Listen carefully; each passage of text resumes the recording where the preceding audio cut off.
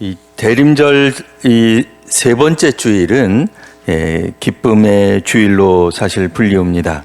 기쁨은 인간이 스스로 만드는 그런 감정이 아니라 하나님이 오심을 깨달을 때 생겨나는 은혜다라고 말할 수 있습니다.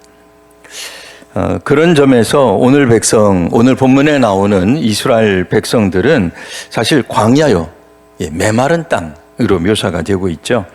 왜냐하면 그들이 하나님을 찾지 않았기 때문입니다. 사실 이스라엘은 종종 하나님을 마음에 두지 않았습니다. 우리 같으면, 우리가 만일 하나님이라면 그들을 버릴 법하기도 한데 하나님은 그들을 버리지 않으셨습니다. 그래서 하나님은 인간이 찾기 전에 먼저 손을 내밀어 주셨습니다. 요한계시록에도 그와 유사한 표현이 나오죠. 문 밖에 서서 문을 두들기는 그런 모습 보여주시는 예수님이 계십니다. 누구라도 내 목소리를 듣고 문을 열면 내가 그에게로 들어가 그와 더불어 먹을 것이다 는 말씀이 나옵니다. 하나님의 사랑은 그렇습니다. 우리가 비록 하나님께 등을 돌린다 할지라도 하나님은 내가 여기 있다, 내가 너를 기다렸다라고 우리 믿음의 사람들, 주의 백성들을 맞아주시는 분이십니다. 현대를 살아가는 우리들 참 신앙생활이 이유 없이 무겁고 또 힘들어졌던 이들이 있습니다. 이들에게도 하나님은 여전히 내가 여기 너희와 함께 있다라고 말씀하십니다. 때로는 교회가 세상으로부터 외면받는 시대가 되기도 합니다. 그때도 하나님은 먼저 우리에게 은혜를 부어 회복을 시작해 주십니다.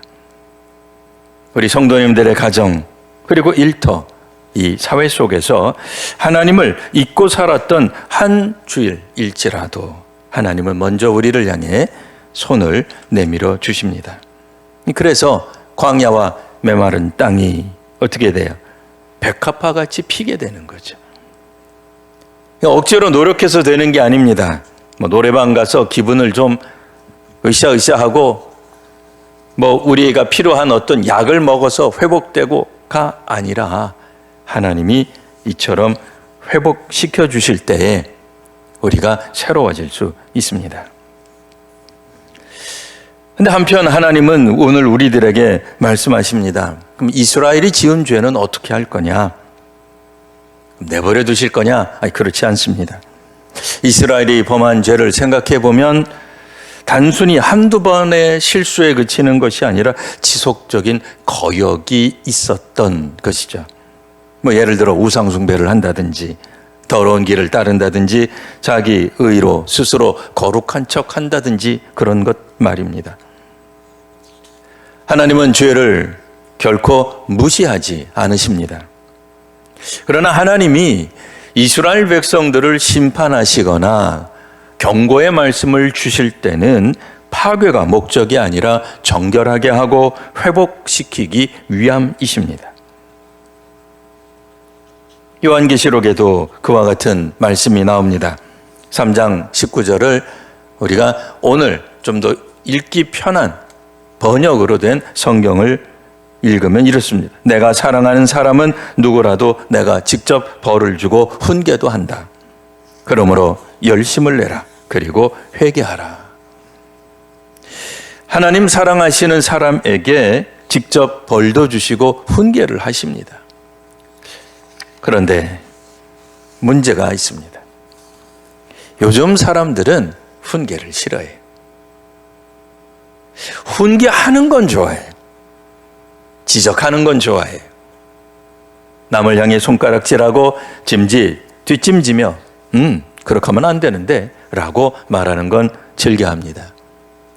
그러나 누구라도 우리에게 한마디 엄중한 훈계를 한다면, 충고를 한다면 그거는 듣기 싫어요. 오죽하면 가르치려는 어른들은 꼰대라고 부릅니다. 믿음의 어른들이 이야기하면 또 라떼 얘기한다. 극단적인 그거 보수신앙이지 오늘은 그렇지 않습니다. 지금 시대가 어느 때인데라며 거부하고 때로는 조롱합니다. 그러나 성도 여러분, 아무리 현대라 할지라도 의사가 우리에게 환자님, 이런 병이 있습니다 라고 이야기하면 우리는 반드시 치료에 임할 것입니다. 물론 믿기지 않으면 좀 더 큰 병원 가볼 수 있겠죠. 다른 병원 가볼 수도 있겠죠. 그러나 왜 다른 병원을 찾아가죠? 의사가 한 말이 권위가 있기 때문이죠. 나를 흔들어 놨기 때문이죠. 그런데 하나님이 하시는 말씀에 대해서는 듣기를 싫어합니다. 신앙적으로 잘못된 것을 지적하면 그는 듣는 것을 아예 싫어해요. 그러나 우리는 만일 의사가 이야기했다면 우리가 믿든지 안 믿든지 의심이 되든 반발이 되든 불만이 쌓이든 사실은 치료를 시작해야 합니다. 치료를 하지 않고 내버려 두면 결국엔 그 고통이 우리를 언젠가는 크게 삼킬 것입니다. 하나님의 징계는 우리를 죽이려고 하신 것이 아닙니다. 치유하고 살리려는 은혜의 도구입니다. 그래서 주님께서는 끊임없이 이야기를 하시는 거예요. 너희는 약한 손을 강하게 하며 떨리는 무릎을 굳게 하거라. 내가 지금 약하고 내가 지금 떨리는 것을 왜 하나님 만천하에 드러내십니까? 부끄럽게. 아니고 하나님이 지적할 때에, 하나님이 내게 말씀하실 때에 사실은 우리가 잘 들어야 합니다. 그래서 은혜는 하나님의 말씀의 은혜가 넘쳐야 되는 것이 아니라 듣는 우리의 심령의 은혜가 넘쳐야 됩니다. 하나님의 말씀은 어떠한 형태로든 하나님께서 역사하세요. 왜요? 하나님의 말씀이니까요. 하나님의 말씀을 읽든 기록된 말씀이든 선포되는 말씀이든 우리 귀에 들리는 말씀이든 그것은 하나님의 말씀입니다. 그러면 무엇이 문제입니까? 선포되거나 기록된 읽는 우리가 문제입니까? 아니면 성경 자체가 문제입니까? 그러니 하나님께서 하시는 말씀을 들을 때에 우리는 우리 자신을 위해 기도해야 합니다. 선포되는 읽는 말씀에 대한 우리의 진지한 탐구, 그 이상으로 듣고 순종하며 변화되고 회개하고 깨어지고 낮아지고 말씀에 적극적으로 충성하겠다는 우리 자신의 겸허한 결단이 필요한 것입니다. 우리가 의사 앞에 그렇게 살잖아요. 그것처럼 하나님의 말씀 앞에서도 겸손히 살아야 할 것입니다. 그럼에도 우리들은 우리들의 죄를 스스로 합리화하는 경우들이 종종 있습니다. 다 그렇게 살아. 나만 그러는 거 아니야. 어쩔 수 없잖아. 이 시대에 이 정도만 해도 대단한 것 아니야. 그러나 하나님은 교회와 성도를 세상의 빛으로 세우기 위해 정결하게 하십니다. 지금 내가 겪는 고난이 혹 징계라면 그 목적은 회복을 위한 은혜임을 믿고 순종해야 할 것입니다. 그래서 오늘 하나님은 이제 심판 가운데서도 남은 자를 통해 새 일을, 새로운 역사를 하시는 것을 보게 됩니다. 오늘 말씀을 보면 거기에 대로가 있습니다. 거기에는 거룩한 길이 있습니다. 그 길에는 깨끗하지 못한 자는 지나가지 못하지만 오직 구속함을 입은 자들은 왕이 걸은 그 길을 걸어갈 수 있게 될 것입니다. 즉 하나님은 한두 사람이 혹은 전 대부분의 사람들이 약하고 악하다고 하여 이스라엘을 버리시는 것이 아니라 그 가운데 남은 자를 통하여 역사하신다는 말입니다. 하나님은 새로운 회복을 우리들에게 약속하십니다. 그렇기 때문에 이 샤론이 양태의 초장이 되고 또 소떼가 누울 곳이 되는 것입니다. 거기에는 사자가 없습니다. 사나운 짐승은 그리로 올라오지 못할 것입니다. 오직 구속함을 입은 자들, 물론 소수의 사람들이겠죠. 하지만 그들을 통해 여호와의 속량함을 입은 자들은 시온에 이르러 노래하는 거예요. 오늘 성도님들이 예배당을 향해 발걸음을 옮기실 때에 마음에 어떤 심령으로 오셨습니까? 오늘 성경 말씀에 따르면 그들의 머리 위에 영영한 희락을 띠고 기쁨과 즐거움으로 나왔다면 오늘 이사야서 말씀이 그대로 임한 것입니다. 여전히 슬픔과 탄식 가운데 있다면 그것은 아직 우리가 회개하지 못한 부분이 남아 있는 것이죠. 하나님은 우리를 예배로 이끄실 때에 예배는 그냥 단순한 몰핀 같은 것이 아닙니다.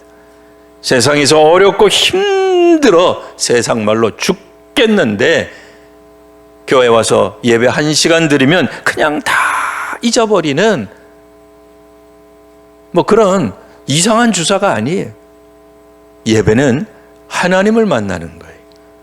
하나님 만나는 시간이에요. 우리의 신앙을 고백하고 우리의 심장을 하나님께 드리는 시간이 예배입니다. 그러니 이 시간에 와서 은혜를 받을 수도 있지만 이 시간을 사모하며 출발하는 순간부터 사실은 은혜에 사로잡혀 있으셔야 돼요. 그게 복이에요. 적어도 예수를 믿어 수십 년간 신앙생활했다면 그 영적 체험이 오늘 우리로 하여금 교회로 우리의 발걸음을 이끄는 성령의 이끄심을 경험할 수 있어야 됩니다. 하나님은 우리 믿음의 사람들에게 기쁨과 즐거움을 얻기를 원하십니다. 성도 여러분, 여러분들도 주님께서 주시는 하늘의 기쁨과 즐거움을 원하십니까? 하나님이 주시는 행복을 원하십니까? 그렇다면 오늘 이 예배가 복된 자리가 될 줄 믿습니다. 사모하는 만큼, 준비한 만큼 우리는 이미 은혜를 받고 출발하는 것입니다. 오는 도중에 전철 안에서 누가 내 발을 밟아서 기분 나쁘게 할 수도 있고, 운전하면서 오는데 누가 내 앞을 확 끼어들어서 그냥 기분이 나빠질 수도 있어요. 그러니까 그런 것처럼 하나님 앞에 나오는 사람은 사실은 먼저 기대감을 가지고 나오는 거예요. 황폐한 들판 속에서 한 줄기 싹이 돋아나 있으면 언젠가는 전체 땅이 새롭게 살아난다는 희망을 갖게 됩니다. 오늘 말씀에 따라 보시면 뜨거운 사막은 변하여 못이 되고 메마른 땅은 변하여 원천이 되며 승냥이가 눕던 곳에 풀과 갈대와 부들이 날 것이라고 말씀합니다. 하나님의 역사하심, 하나님의 임재하심, 하나님의 만져주심이 있으면 이 땅에 있는 어떤 공동체라도 이렇게 바뀔 수 있습니다. 혹 우리 자신의 심령이 뜨거운 사막 같습니까? 메마른 땅이 되셨습니까? 이런저런 세파 가운데서 우리의 마음이 결국 광야와 메마른 땅과 사막같이 되었을지라도 우리 주님을 고대하고 기다리고 만나기를 소망하는 사람들에게 하나님은 하늘의 기쁨을 우리에게 부어 주실 것입니다. 먼저 찾아오시는 하나님을 기억하며 죄 가운데도 버리지 않고 다시 일으키시는 그 하나님, 남은 자를 통해 새 일을 이루시는 하나님을 고대하는 이번 한 주간 또 이 예배 시간이 되시기를 바랍니다.